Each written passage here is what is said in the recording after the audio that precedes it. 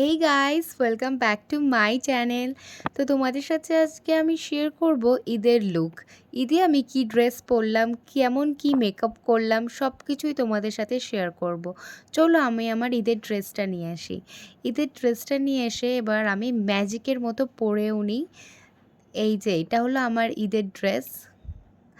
আমি একটু দেখিয়েও নিলাম তোমাদেরকে, এই যে আমার ঈদের ড্রেসটা। চলো এবার স্টার্ট করি মেকআপ।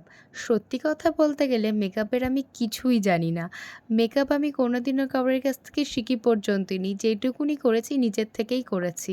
তো এখানে আমি ফাউন্ডেশনটা অ্যাপ্লাই করে নিলাম, তারপরে স্টার্ট করব ব্লেন্ডিং করা। এই যে আমার ব্লেন্ডিং করাও হয়ে গেছে। এবার আমি দেব ব্লাশার, যেটা সব মেয়েদের ভীষণ পছন্দ জিনিস একটা। তারপরে এটা আমি দেওয়ার দেওয়ার পর মনে হলো যে আজকে আমি আইলাইনার না, আমি আজকে কাজল পরে দেখব যে আমাকে কেমন লাগে। তো আমি এখানে কাজল পরে চলেও এসেছি। তোমরা কিন্তু অবশ্যই জানাবে আমাকে কাজল পরে ভাল লাগছে কিনা।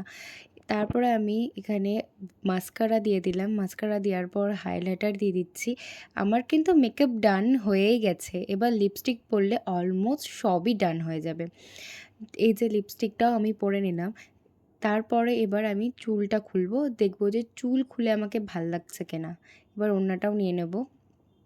এই যে ওড়নাটা আমি নিয়েও নিলাম, চুলটা খুলেও নিলাম। তারপরে মনে হলো যে আমাকে চুল খুলে ভাল লাগছে না, চুলটা বেঁধেই ভাল লাগছে। তারপরে এই যে চুলটা বেঁধেও নিলাম।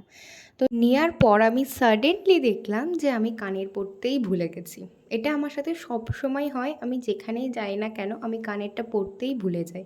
এই যে আমি কানেরটা পরেও নিলাম।